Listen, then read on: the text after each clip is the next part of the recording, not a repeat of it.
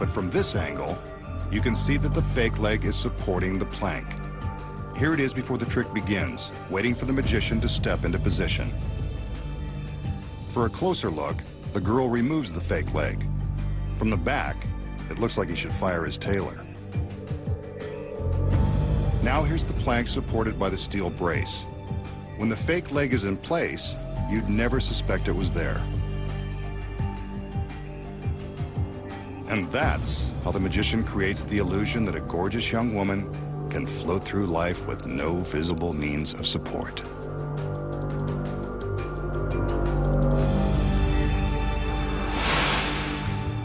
Here's a trick that's common among street magicians. It uses a seemingly ordinary everyday object. After some minor league dumpster diving, the magician finds a crumpled soda can in the trash. Looks like someone doesn't recycle. No matter, the magician plans to do a little recycling of his own. A magical gesture and a shake to prove the can is empty, and how about that? The dents disappear. Well, most of them do. Still, pretty impressive.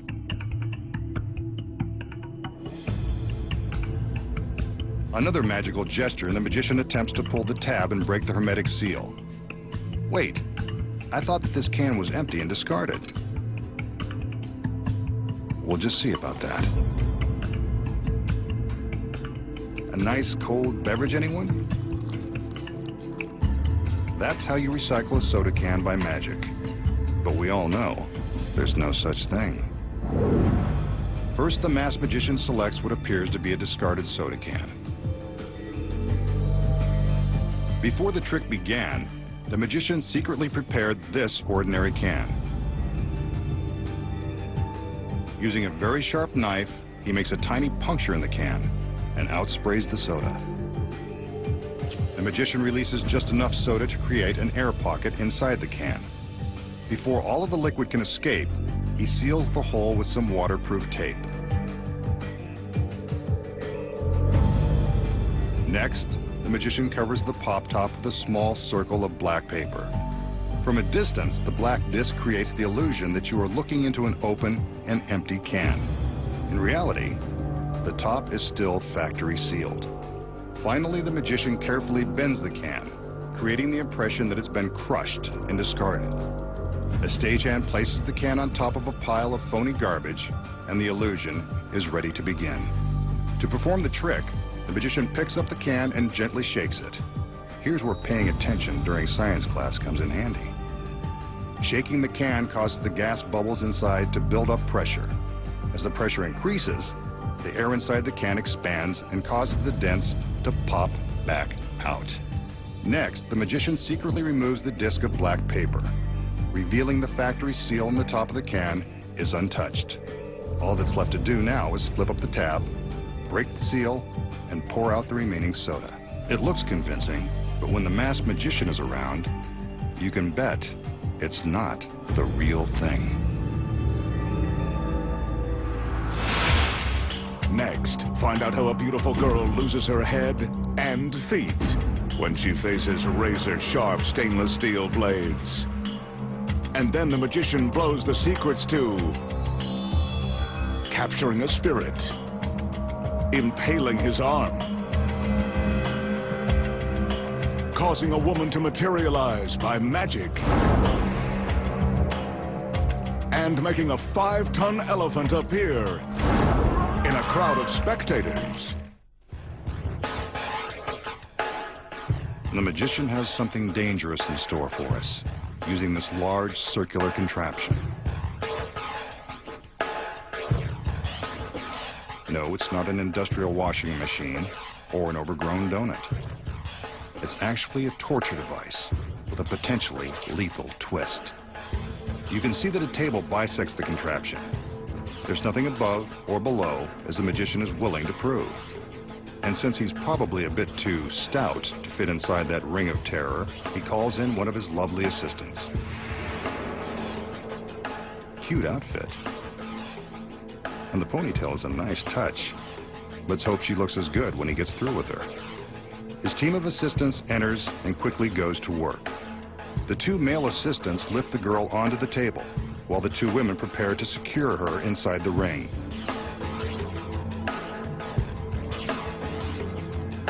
Meanwhile, the magician stands by, ready to take all of the credit. Now that the girl is in position, we can see that her head and ponytail protrude from one side of the ring and her feet hang out the other. Whatever he has in mind, this guy's pretty kinky. And he goes for girls with bare feet. This illusion is more telling than I expected. If there are any psychiatrists in the audience, I bet you could have a field day with the masked man. He places the girl in a trance. The lovely lady is at his mercy. And it's too bad for her because he's now holding a very sharp blade made of surgical steel. Maybe she should have read the fine print in her contract before getting into that thing. The blade goes into the device and through the girl just above the knee. Told you he was kinky. But he's not done. A second blade is now inserted straight through her torso. For those of you scoring at home, she's now divided in 3 sections. But she hasn't lost all motor skills. Her feet are still moving. The magician directs 2 of his assistants to do more of his dirty work. The device is now rotated a quarter turn, separating the girl's head and feet from her midsection. For a girl who's completely gone to pieces, she doesn't seem to mind. Maybe her ponytail is too tight.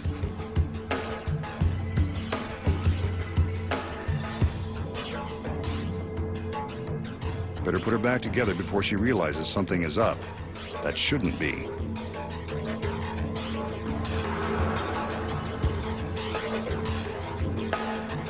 She's lowered back to a more appropriate horizontal position, but the magician will leave it up to her to put her life back together.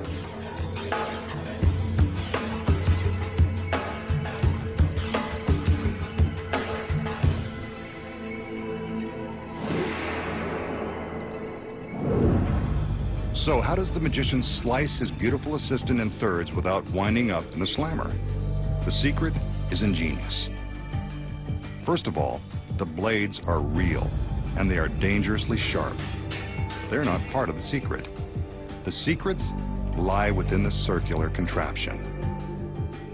From behind, we can see that it's cleverly constructed to contain 2 different compartments. When the illusion begins, the girl is loaded into the device, but she's not being placed on the table, like we are led to believe. Here's how it looks from the back. We can see that her legs are being fed into the compartment in the top of the ring. She can even pull herself inside with the help of some handy hand straps. From the front, it appears as though she's lying across the table with her head and feet exposed on either end. But that's just an illusion. Her legs are snug inside the upper half of the circle. But what about the feet coming out of the other side? They look pretty real. That's because they are.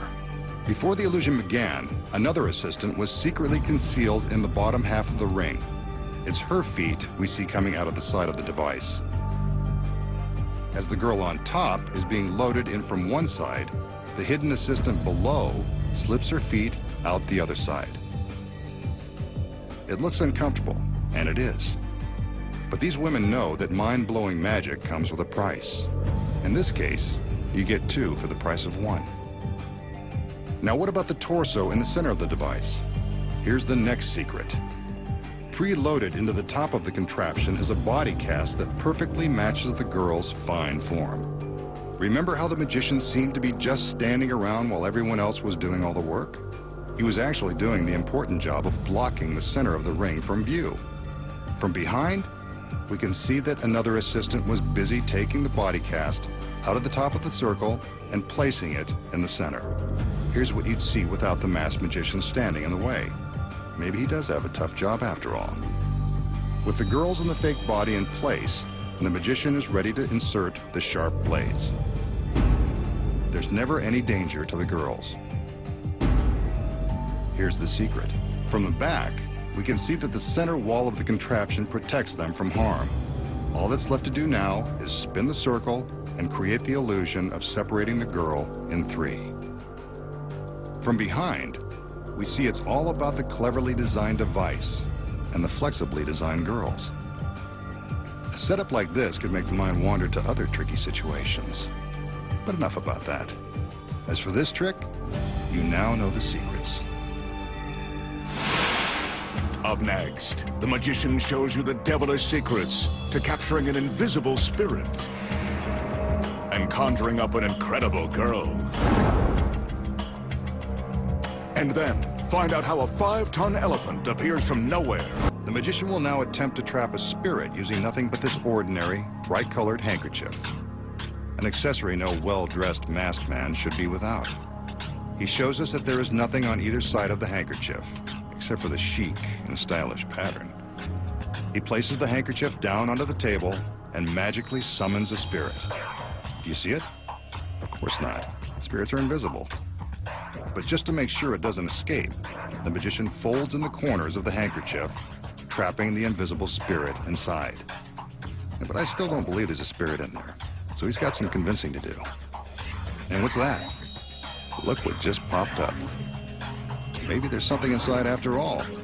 Better calm it down before things get out of hand. Nope, this little guy wants to come out and play. He's gone, and I bet he won't call in the morning either. So that's how you play around with spirits. So, did the magician really trap an invisible spirit in his handkerchief? If you think so, you might be enjoying some spirits of your own. Of course, there's a secret. Aside from the obnoxious pattern, this seems like a very ordinary handkerchief. But in the magician's warehouse, nothing is ordinary. Secretly sewn into one corner of the handkerchief is a small wire rod. When he presses down on the end of this rod, it makes the handkerchief pop up and appear as if a spirit is trapped inside. Take a look at how harmless the gimmick really is. Just a thin piece of very stiff wire.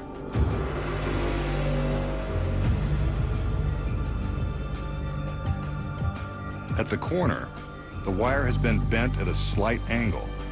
This bend gives the magician the leverage he needs to make the wire rod lift the handkerchief.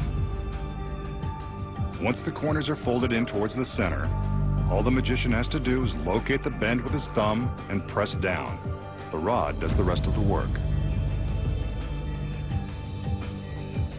Ah, if only everything worked this easily. When he removes his right hand, he rolls the tip of the rod around with his left, convincing the audience that there is definitely some hanky-panky happening underneath the handkerchief. And that's how he captures a spirit. No one knows that gaudy fabric is hiding a tiny little rod.